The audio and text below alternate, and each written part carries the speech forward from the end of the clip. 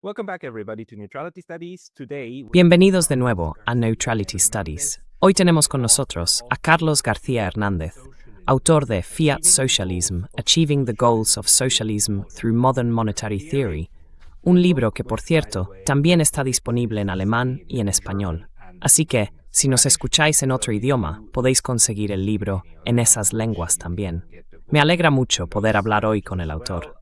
Carlos, bienvenido. Pleased to talk to the author today. Carlos, welcome. Muchas gracias. Es un gran placer estar aquí con vosotros. It's really great having you, and it's great. Es un verdadero placer tenerte aquí y también tener tu libro, del cual me enviaste un ejemplar. Te agradezco el análisis. Sabes, mucha gente no conoce realmente la teoría monetaria moderna.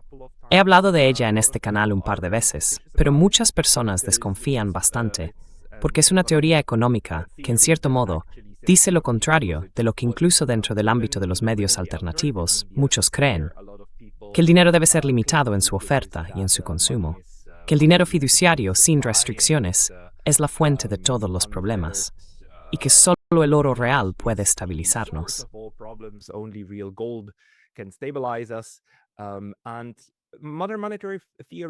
La teoría monetaria moderna va un poco en contra de esa idea.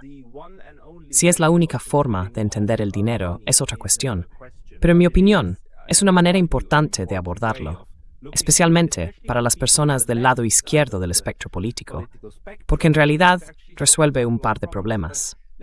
Pero quizá empecemos por lo básico. ¿Podrías explicarnos cuáles son los conceptos fundamentales de la teoría monetaria moderna y en qué se diferencia de la teoría económica neoclásica? From neoclassic economic theory. Bueno, como dices, en la teoría monetaria moderna, el dinero no es una mercancía. El dinero son simplemente pulsaciones de teclas en el Banco Central. Así que el emisor del dinero, el gobierno, no puede quedarse sin dinero, porque no puede quedarse sin pulsaciones de teclas en el Banco Central. A eso lo llamamos soberanía monetaria. El gobierno, a través del Banco Central, puede emitir tanto dinero como quiera y no está respaldado por ninguna mercancía, ni por oro, ni por plata, ni por nada más.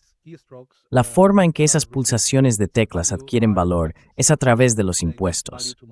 Los impuestos dan valor al dinero porque, en este sentido, el dinero es deuda, una deuda fiscal que necesita saldar precisamente con los pagarés y las pulsaciones de teclas emitidos por el gobierno. Así que el gobierno primero gasta y luego recauda parte de esos pagarés en forma de impuestos para dar valor al dinero. Esta naidinovesith refudadir, en y exevrista fuera de theresecermi.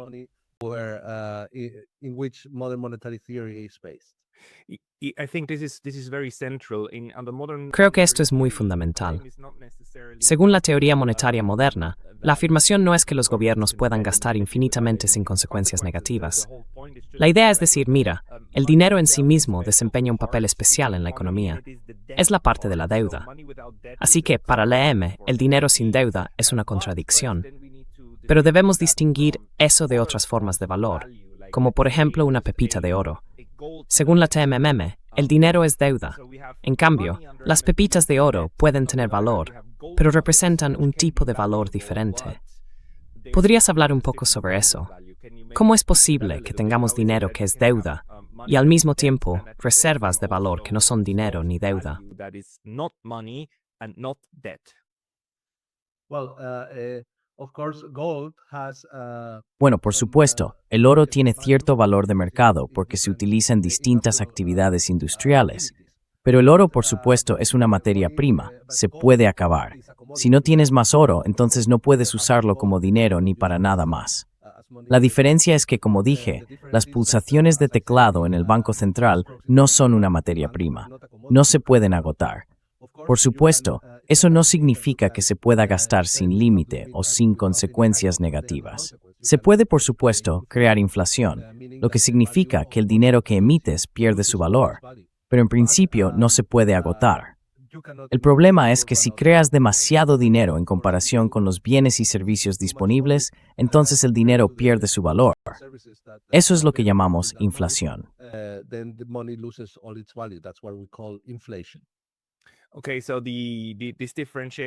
Vale, así que esta diferenciación es realmente importante, ¿verdad? Entre el dinero y por otro lado las mercancías. Y sabemos que históricamente a veces la gente usaba mercancías como dinero, ¿no? Tomaban una pepita de oro, la moldeaban en forma de moneda, le estampaban algo y empezaban a usarla como dinero. Pero la cuestión es que la TMM en realidad diferencia entre estas dos categorías, ¿verdad?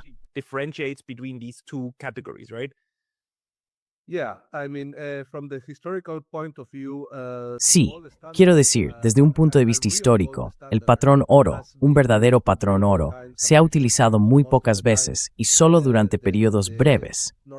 La mayor parte del tiempo, las sociedades normales han usado dinero fiduciario para poder funcionar.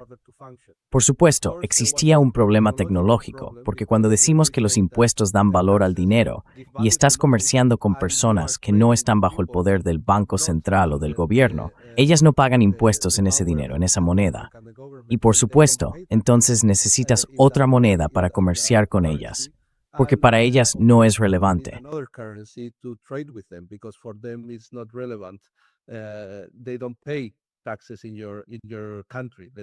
No pagan impuestos en tu país, digamos.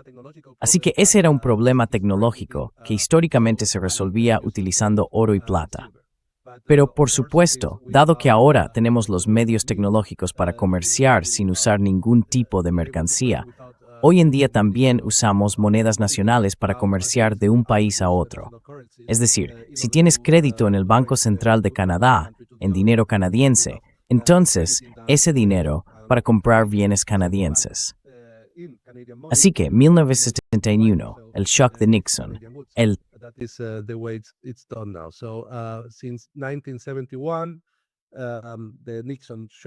remarque amounts that were tightly in what is it oro, no las monedas nacionales.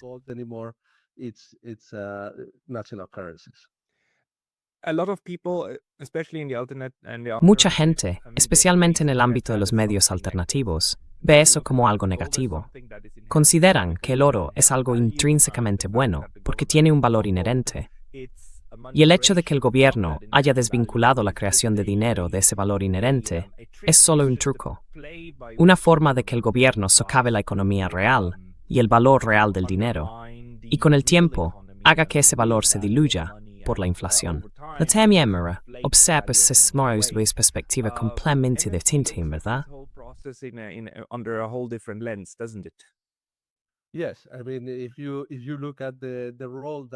Sí, quiero decir, si observas el papel que el oro ha desempeñado históricamente, ha sido horrible.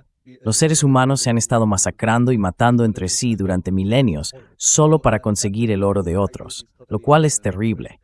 Así que esa visión negativa, creo, es totalmente básica. La forma en que la teoría monetaria moderna aborda este problema es diciendo, bueno, puedes usar la capacidad que tienes para crear dinero de la nada y producir bienes y servicios útiles para la sociedad, o puedes usarla para fabricar armas y destruirte mutuamente. Pero eso es una elección política. Es una elección política que tienes que hacer tú mismo, o que cada sociedad debe decidir. El verdadero valor detrás de la TMM es que es un método para crear pleno empleo permanente sin causar inflación. Eso, en mi opinión, es lo que es la TMM.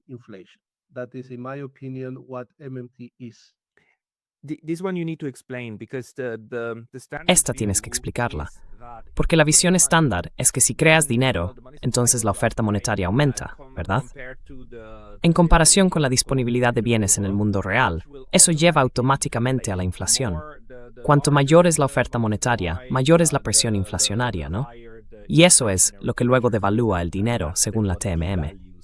¿Es correcto o no? Y si no lo es, ¿cómo explica realmente la TMM por qué esta relación no se cumple?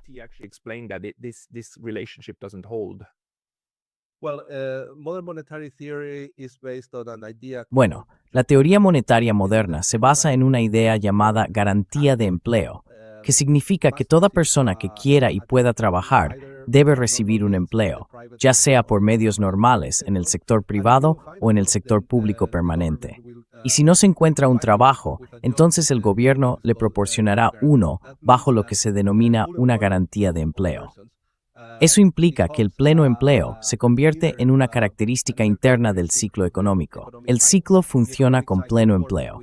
Y eso es, por supuesto, una decisión de gasto. El gobierno siempre puede gastar lo suficiente para contratar a todo el mundo. Por tanto, la garantía de empleo debería ofrecer un salario que permita al trabajador tener una vida digna, un nivel de vida decente, y eso pasa a formar parte del ciclo económico.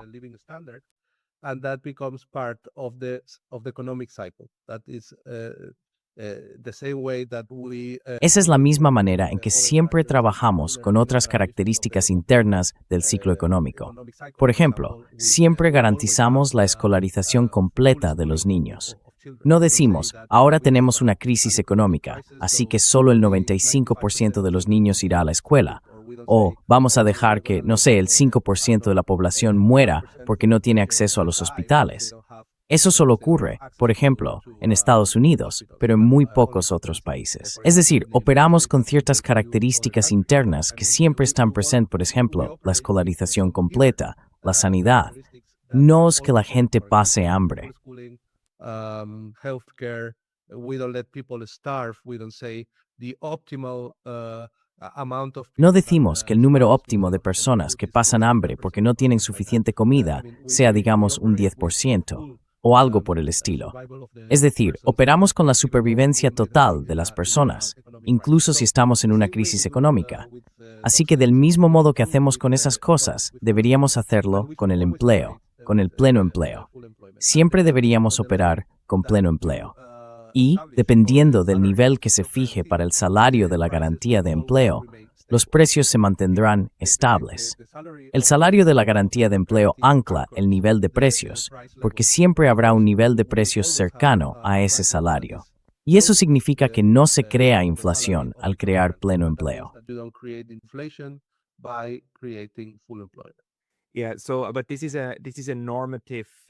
Pero esto es una aspiración normativa, ¿verdad? Que el pleno empleo debería ser como la escolarización obligatoria. Simplemente debería existir. Pero de nuevo, la crítica entonces es, o sea que quieres crear dinero de la nada para dárselo a todo el mundo, y así todos tendrán trabajo. Pero el dinero no crece en los árboles. El dinero está, ya sabes, conectado, o debe estar conectado, con un valor real en el mundo real. De lo contrario, perderá su valor, y entonces estaremos todos perdidos. Y la TMM simplemente dice, bueno, volvamos a mirar eso. Por ejemplo, en el caso de Japón, no sé si has estudiado ese caso, pero quizá tengas otro que puedas darnos como ejemplo de esta relación entre la expansión de la base monetaria y la creación de inflación.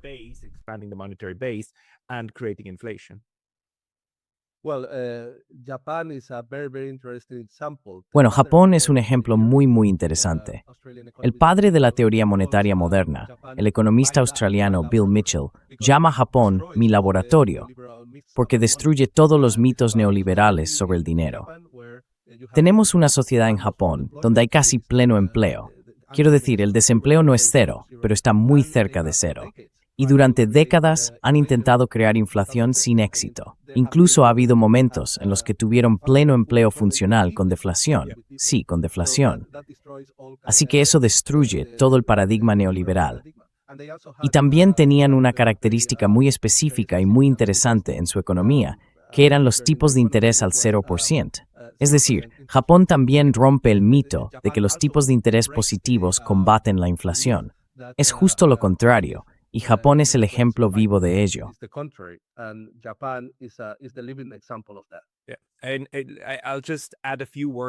Y añadiré solo unas palabras aquí porque en realidad estuve en el país durante la mayor parte de ese tiempo.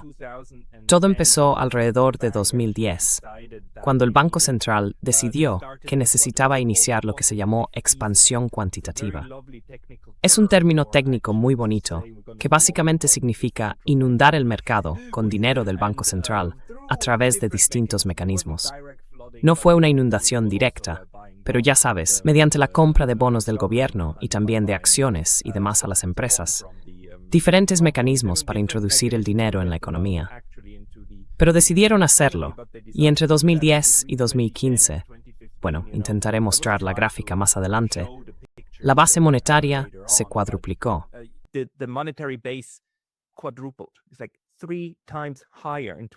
Es aproximadamente 3 veces más alto en 2025 de lo que era en 2010, quizá incluso un poco más. Así que, algo como 3 veces más. Según el modelo neoclásico, esto debería haber borrado por completo el valor del yen japonés, ¿verdad? Y debería haber provocado una inflación masiva dentro del país. Pero lo que realmente ocurrió fue que la inflación en Japón, hasta alrededor de 2021 o 2022, cuando empezamos a sentir el verdadero impacto económico de la COVID, era cero o incluso negativa. Era deflación. Eso contradecía tanto a todo el mundo que la revista The Economist, lo recuerdo claramente, publicó un titular diciendo que los problemas monetarios de Japón eran tan graves que incluso rompían las leyes de la economía.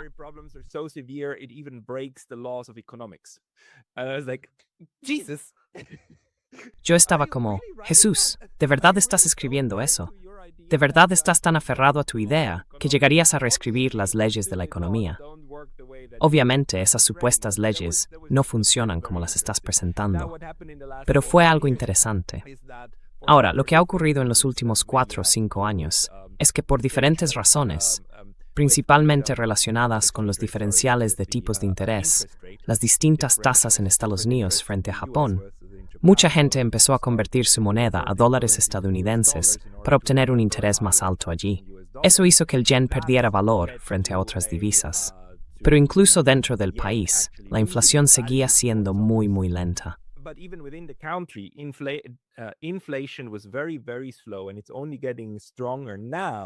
Y ahora se está volviendo aún más fuerte, ahora que estamos experimentando verdaderos choques económicos con el petróleo, especialmente con el petróleo.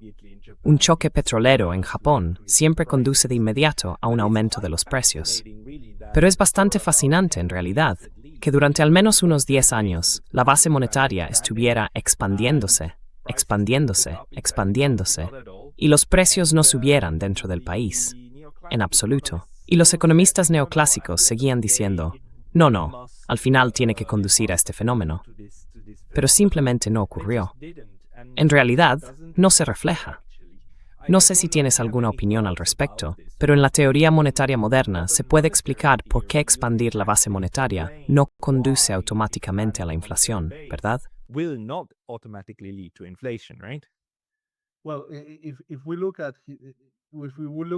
Bueno, si analizamos este asunto desde una perspectiva histórica, podemos afirmar con certeza que la inflación nunca es un fenómeno puramente monetario. Por supuesto, se puede generar inflación mediante un gasto excesivo, pero en realidad eso casi nunca ocurre. Todos los procesos hiperinflacionarios han sido causados por una falta de recursos reales, por ejemplo, el petróleo. Si hay una crisis del petróleo o de cualquier otra materia prima, es entonces cuando aparece la inflación. En la práctica, la inflación nunca es solo un fenómeno monetario, algo que el paradigma neoliberal parece incapaz de comprender. Si lo observamos históricamente, en todos los episodios hiperinflacionarios que hemos experimentado, que por cierto son muy pocos, siempre encontramos una crisis de materias primas, una crisis del petróleo, por ejemplo, en los años 70, o ahora con la guerra en Irán. Pero nunca es simplemente un fenómeno monetario.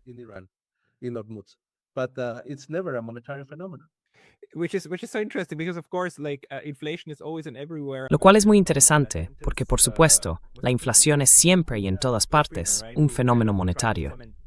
Esa frase, ¿era de Friedman? Sí, era de Friedman, ¿verdad? Él intentó grabar esto en la mente de la gente. Pero una de las cosas importantes de la teoría monetaria moderna es que no parte del simple análisis de la curva de oferta y demanda. En realidad, comienza observando lo que ocurre en los balances, ¿verdad? Esta visión de la economía basada en los balances, los equilibrios clave en los que tienes pasivos, activos y patrimonio en cada lado. ¿Por qué es eso importante para comprender adecuadamente los fundamentos de cómo funciona realmente la economía monetaria?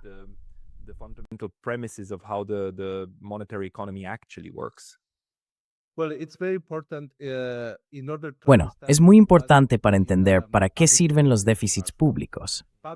Los déficits públicos son algo que los neoliberales consideran algo horrible. Según su punto de vista, siempre es mejor no tener ningún tipo de déficit público.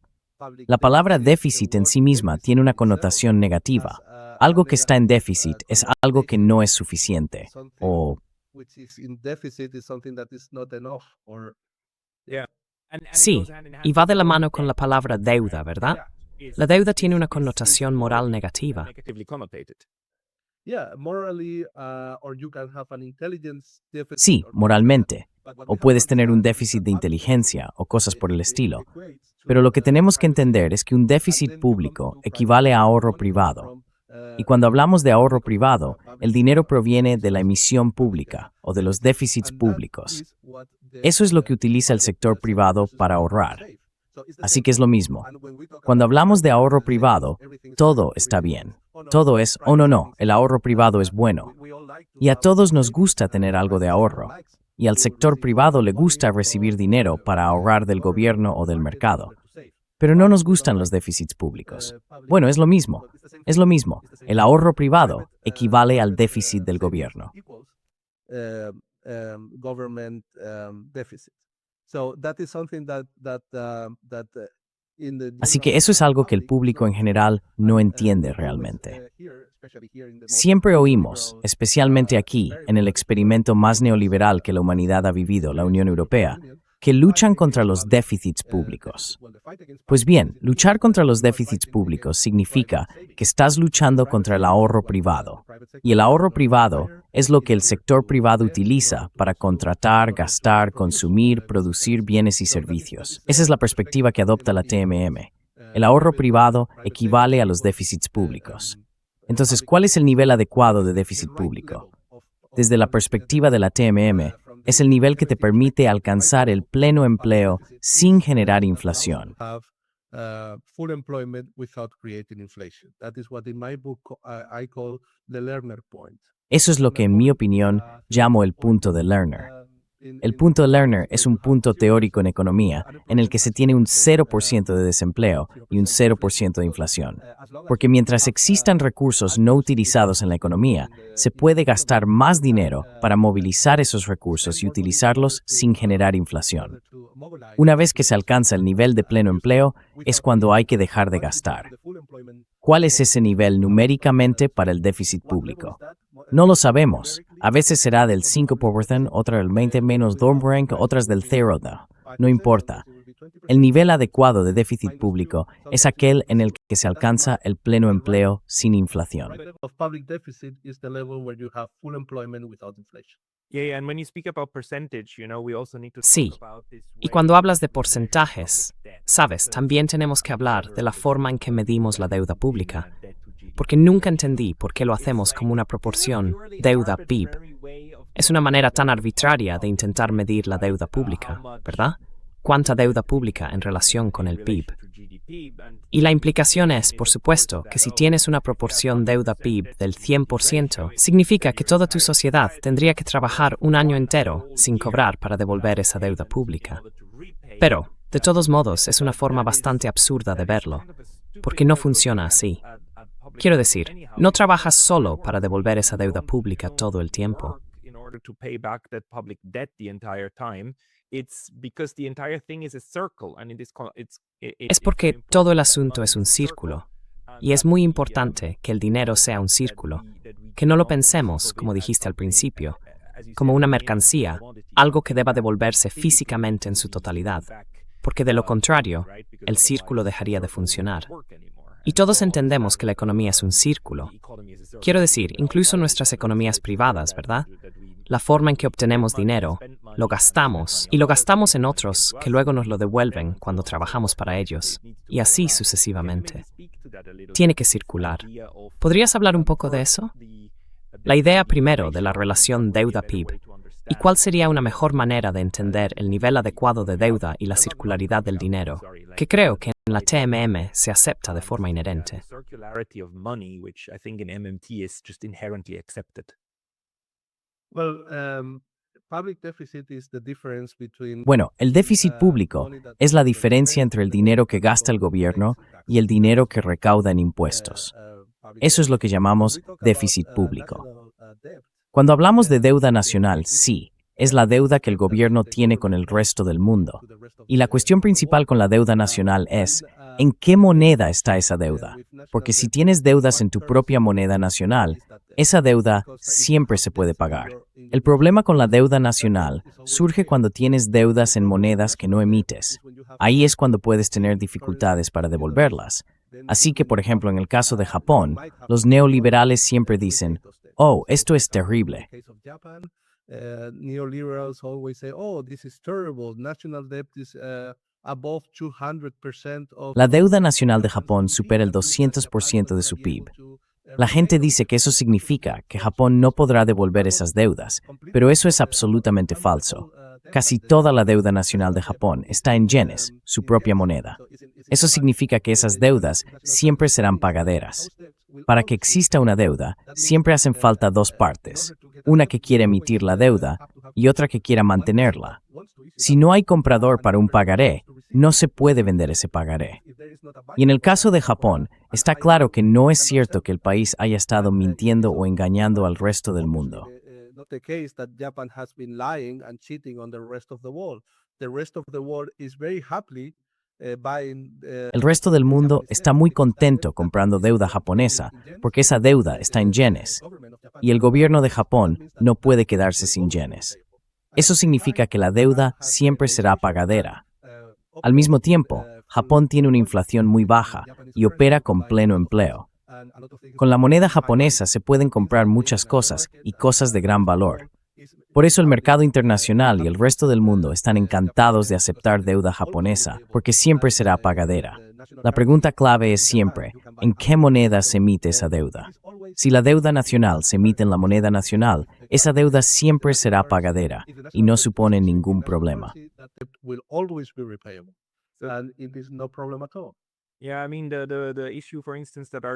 Sí, quiero decir, el problema, por ejemplo, al que Argentina se enfrentó varias veces durante los últimos 100 años, un impago nacional, fue porque tenía que devolver su deuda en dólares estadounidenses. Se endeudó en USD, que es precisamente lo que muchas de estas instituciones de Bretton Woods están haciendo con los países en desarrollo, ¿verdad? Les conceden préstamos. Oh, toma, aquí tienes un préstamo, toma algo de dinero. Por cierto, el préstamo se otorga en dólares estadounidenses y tendrás que devolvernos el dinero en dólares estadounidenses. Y si no tienes dólares estadounidenses, entonces, bueno, tendremos que hacer ajustes estructurales, lo que básicamente significa que tendrás que entregar tus sectores ricos en recursos en bandeja de plata a gente de Estados Unidos y Europa. Luego te daremos otro préstamo con más dólares para que puedas devolver el primero. Y cuando te vuelvas a quedar sin dólares para pagar ese, bueno, llegará la siguiente ronda de reestructuración, ¿verdad?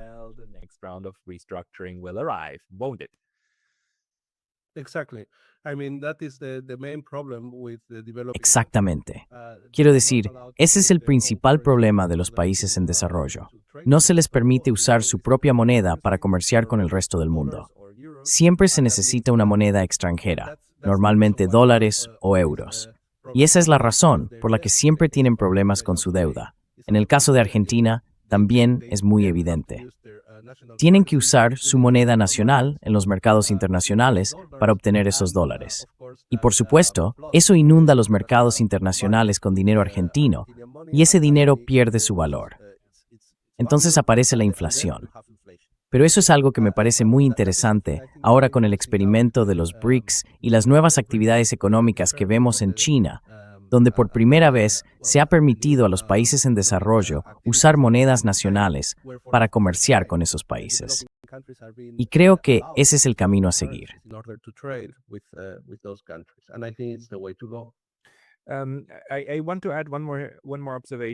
Quiero añadir una observación más, sin embargo. Creo que hay otra forma en la que los países pueden, ya sabes, entre comillas, quedarse sin su propia moneda o ser incapaces de devolver su deuda en su propia moneda. Y eso ocurre cuando el Parlamento aprueba leyes que impiden al gobierno nacional endeudarse más. Es decir, algunos países, incluido mi país natal, Suiza, tienen esta política, un llamado freno de la deuda, y se basa en una ley que establece que el gobierno no puede, digamos, gastar más de, creo que en el caso suizo, alrededor de un 5% de deuda respecto al PIB por año, algo así. He olvidado exactamente cuánto era. Pero eso significa que existe un requisito normativo, un impedimento regulatorio, para la capacidad del gobierno de endeudarse.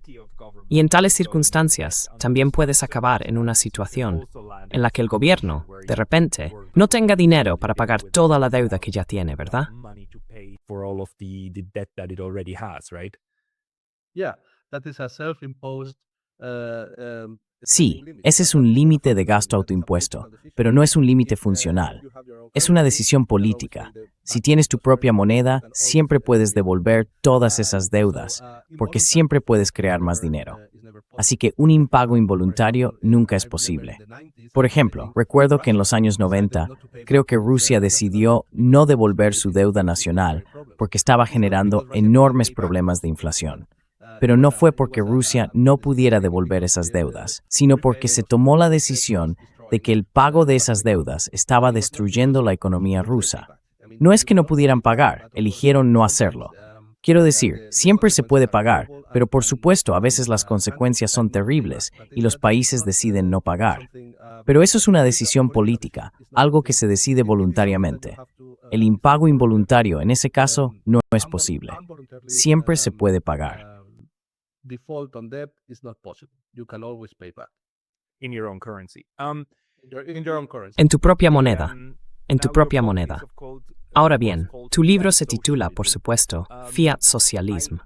He notado que hay mucha gente en el lado izquierdo del espectro, especialmente en Internet, que realmente cree que el oro tiene un valor intrínseco y que deberíamos volver al patrón oro y cosas por el estilo. Y siempre pienso, pero vosotros, la gente de izquierdas, tomemos por ejemplo a alguien como Jimmy Dore, a quien admiro mucho. Admiro a ese tipo, pero él, al menos cuando escucho sus charlas sobre economía, no parece estar de acuerdo con la TMM. Parece estar en la línea de, no, la deuda pública es algo malo, debemos devolverla toda, debemos volver al patrón oro. Y eso sería en cierto modo lo contrario de lo que ya sabes realmente ayudaría a hacer realidad el socialismo a nivel nacional, ¿no? Entonces, ¿puedes hablarnos de por qué crees que la TMM es la manera de hacer realidad el socialismo a través del dinero fiduciario?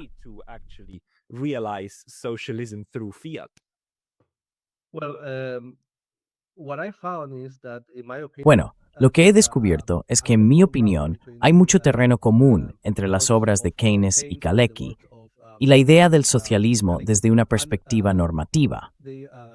Como dices, lo que propongo en mi libro es un tipo de socialismo normativo, en el que no se define el socialismo por la propiedad de los medios de producción, sino por el acceso a los bienes y servicios. Así que sostengo en mi libro que el tamaño del sector privado debería y podría decidirse democráticamente. Algunos países podrían decidir tener un sector privado que produzca muchas cosas, de modo que acabarían con un sector privado muy grande. Otros podrían optar por tener uno más pequeño, y algunos podrían decidir que solo las familias constituyan el sector privado sin actividad económica privada en el resto de la economía. Es decir, todo lo produce el gobierno en esos estados. Sí.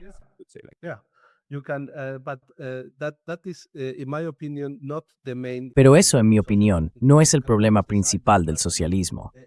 Siempre se puede decidir democráticamente.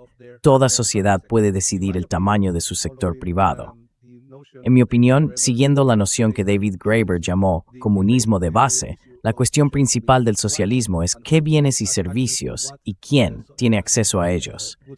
Así que, en mi opinión, esa es la forma en que deberíamos analizar una transformación socialista de la sociedad. Y en mi libro hablo de un economista norteamericano llamado Stuart Chase, que publicó un libro en la década de 1940 titulado The Road We Are Traveling. A book in the 40s called The Road We Are Traveling. And in that book he says that every Y en ese libro él dice que todo gobierno racional debería garantizar siempre 5 cosas: pleno empleo, una garantía de 5 elementos esenciales para cada ciudadano: alimentación, vivienda, vestimenta, servicios de salud y educación; seguridad social, que incluye pensiones de vejez, prestaciones por enfermedad, accidentes, desempleo temporal, maternidad y así sucesivamente. Y normas laborales, lo que significa que las condiciones de trabajo deben ser siempre dignas y que los sindicatos deben poder asegurarse de que esas normas se cumplan.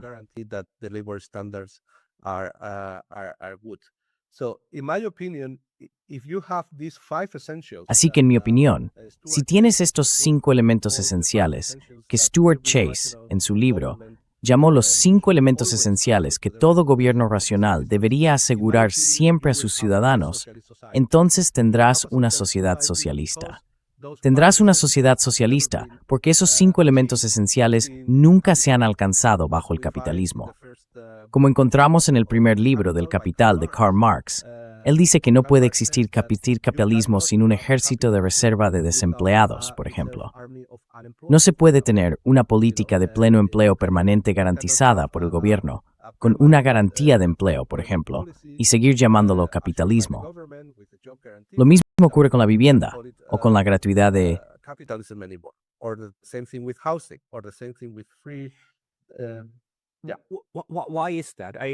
¿Por qué es eso?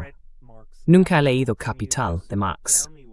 ¿Puedes explicarme que el capitalismo es inherentemente incompatible con el pleno empleo o con la vivienda para todos?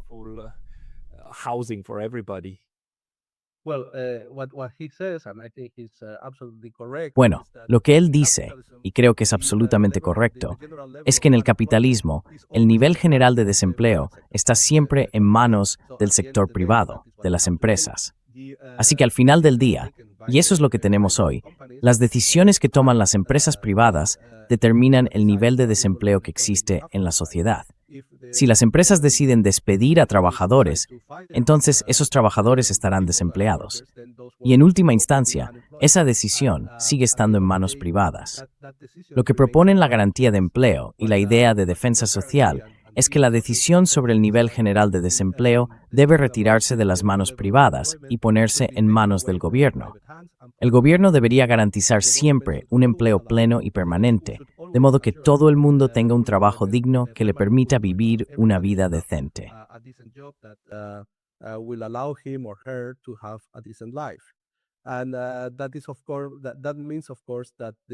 Y eso significa, por supuesto, que el poder que las empresas privadas tienen sobre los trabajadores desaparece. Ahora las cosas están igualadas. Eso es lo que Marx solía llamar la libre asociación de los individuos. Entonces ya no tienes esa espada mítica colgando sobre tu cuello, diciéndote que si no te comportas o si aceptas peores condiciones laborales, estarás desempleado y condenado a un nivel de vida inferior. De este modo, el sector privado, las personas que dirigen la economía privada y los trabajadores estarán en el mismo nivel. No habrá una diferencia de poder, ¿sabes? Y lo mismo ocurre con el resto de los 5 puntos de los que habla Stuart Chase. Puedes organizar la sociedad de esta manera, pero en mi opinión ya no se puede llamar capitalismo, porque bajo el capitalismo nunca has tenido estas políticas en vigor. Exacto.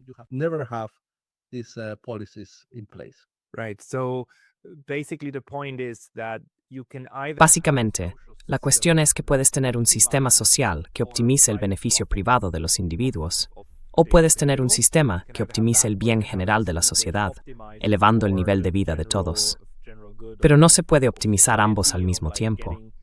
Por supuesto, se puede tener una mezcla de los dos, pero no se puede optimizar simultáneamente ambos. Y un sistema capitalista siempre tenderá a optimizar el primero. Lo que también explica por qué vemos todas esas versiones intrínsecamente capitalistas del fallo del mercado.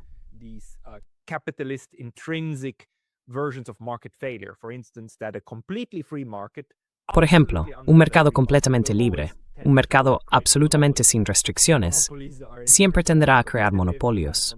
Y los monopolios son, por naturaleza, anticompetitivos. Siempre buscarán rentas excesivas y destruirán la competencia. Así que eso es solo una de las cosas que hará una sociedad optimizada para el beneficio. Por otro lado, siempre se necesitará algún tipo de mecanismo redistributivo, y siempre habrá algo de dinero que se desperdicie, porque no acaba en los bolsillos de unos pocos, ¿verdad? Pero habrá ineficiencias en ese sistema, al menos según la interpretación desde el lado capitalista. Esa es más o menos la idea. Yeah, exactly that. Taking into consideration Sí, the classes, exactamente eso. Se tienen en cuenta las clases recorridas. Y para tener una sociedad igualitaria, no se trata de redistribuir la riqueza, sino de predistribuirla. Es decir, se reúnen todas estas características, estos 5 puntos de los que he hablado a partir de Stuart Chase, las características internas del ciclo económico. Y desde la perspectiva marxista, lo que Marx sostiene, especialmente en el tercer volumen del Capital, es que si se permite la empresa privada, el sistema necesariamente colapsará.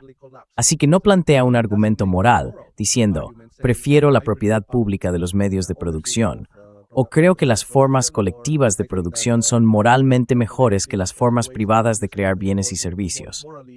No. Lo que presenta es una profecía. La profecía de que si se permite la empresa privada, ya tarde o temprano habrá una crisis económica y todo el sistema se derrumbará.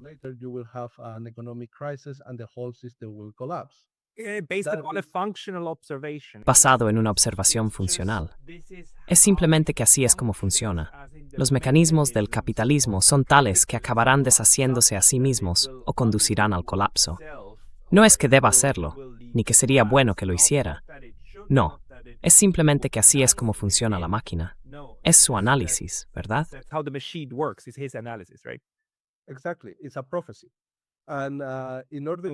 Exactamente. Es una profecía. Y para respaldar esta profecía, utiliza el oro o dinero mercancía. En el segundo volumen del Capital, dice que los propietarios privados de los medios de producción solo pueden extraer del ciclo económico lo que han aportado antes, es decir, que no pueden sacar más dinero del que han invertido. Y sostiene que esto se debe a que el dinero es oro, que siempre hay dinero basado en mercancías en el ciclo económico. Pues bien, eso es precisamente lo que la TMM refuta y no acepta. Yo hablo del ciclo de producción, en el que, desde el inicio de la civilización, ha habido más inversión en la sociedad que el dinero respaldado por oro que se podía introducir en el ciclo económico. Esto se debe a que, desde el Neolítico, desde la Revolución Neolítica, el gobierno siempre ha podido gastar moneda nacional en la economía para crear bienes y servicios.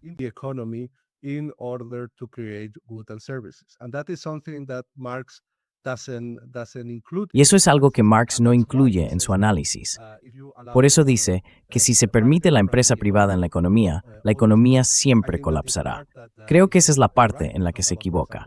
Hablo, por ejemplo, de la ley de la tendencia decreciente de la tasa de ganancia, y pienso que si observamos el registro histórico, eso es falsamente cierto. Y digo que, desde una perspectiva monetaria moderna, la manera de superar esta falsa ley histórica es mediante la ley de Mosler, llamada así por Warren Mosler, el otro padre de la teoría monetaria moderna.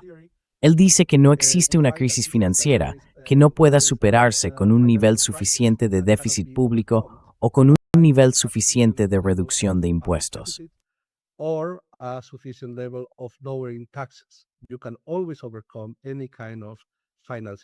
Siempre se puede superar cualquier tipo de crisis financiera. Y eso significa que los sistemas que permiten la empresa privada no tienen por qué colapsar necesariamente, ¿sabes? Por eso adopto esta perspectiva normativa del socialismo, en lugar de la ley histórica que encontramos en el marxismo. Por supuesto, podemos encontrar en las obras de Marx, por ejemplo, en su crítica del programa de Gotha y en el Capital mismo, muchas perspectivas normativas sobre el socialismo. Habla del pleno empleo, los servicios sociales, la vivienda, y así sucesivamente. Pero también incluye esta profecía histórica, que creo si se entiende el dinero fiduciario se verá muy fácilmente que no es cierta. Y por eso el libro se llama Socialismo Fiduciario.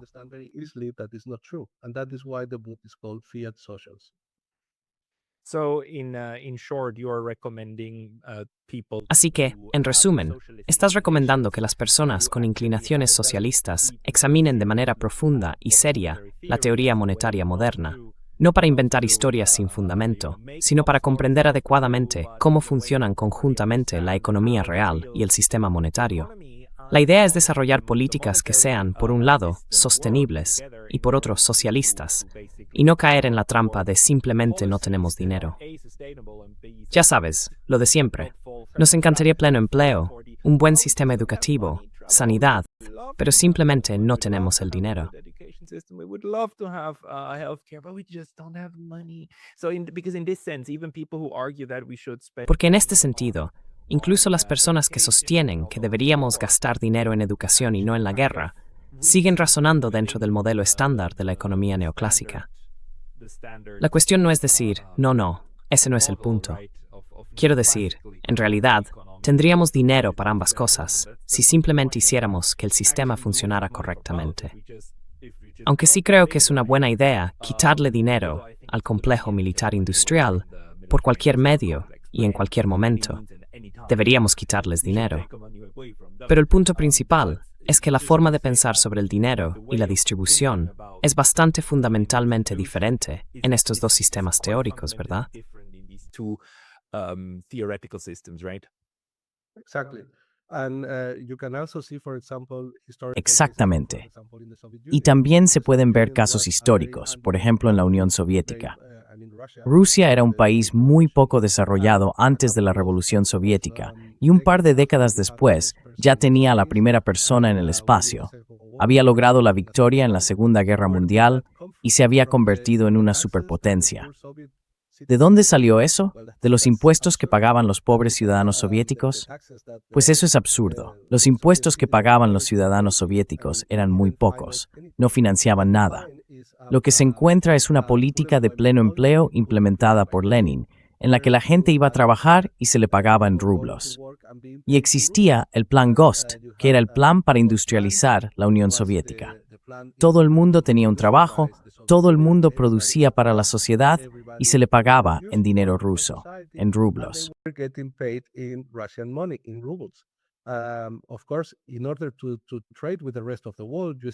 Por supuesto, para comerciar con el resto del mundo, todavía se necesitaba dinero mercancía, porque eso era lo que aceptaba el resto del mundo.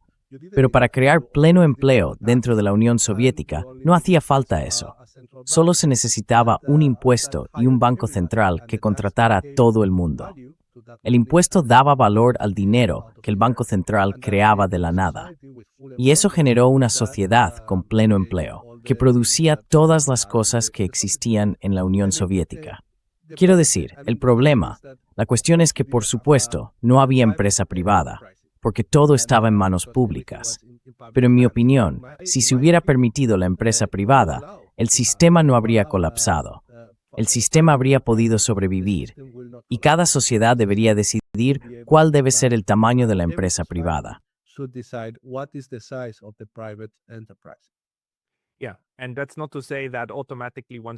Y eso no significa que una vez que tengas una sociedad así, todo lo que produzca sea automáticamente bueno. Siempre existe la posibilidad de desperdiciar recursos laborales. Se pueden producir cosas estúpidas, se pueden producir cosas contraproducentes, como armas, bombas y demás, que pueden matar a mucha gente. Pero en última instancia, eso es una decisión política. No es un problema de quién tiene el dinero, el problema es quién decide qué producimos.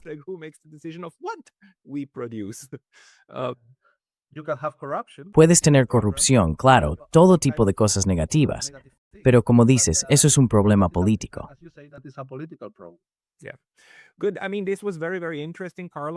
Bien, quiero decir, esto ha sido muy interesante, Carlos. Muchas gracias. Creo que realmente vale la pena hablar de este enfoque. Y de nuevo, cuando lo llamamos teoría monetaria moderna, no queremos decir que sea como la teoría de la relatividad o algo por el estilo. Las teorías en las ciencias sociales y demás suelen designar ciertas formas de entender los mecanismos con los que trabajamos. Tenemos el modelo neoclásico, que parte de ciertas suposiciones, y tenemos el modelo MMT, que también parte de suposiciones, pero en mi opinión, se basa mucho más en la mecánica real. Y entonces se llega a conclusiones diferentes sobre cómo entender el funcionamiento de la propia sociedad. Dejaremos eso ahí. Las personas que quieran conseguir tu libro, ¿dónde pueden ir para obtener Fiat Socialism? Well, Fiat Socialism has been Bueno, published in Fiat Spanish, Socialism se ha publicado en español, alemán e inglés. Puedes encontrarlo en todas partes, en Amazon o en tu librería habitual. También puedes encontrarlo en la página web de Lola Books, lolabooks.eu. Page of Lola Books, lolabooks.eu. Pondré el enlace al libro, por supuesto, en los 3 idiomas, en el cuadro de descripción de abajo. Volveremos a hablar. Carlos García Hernández, muchas gracias por tu tiempo hoy. Muchas gracias y un placer.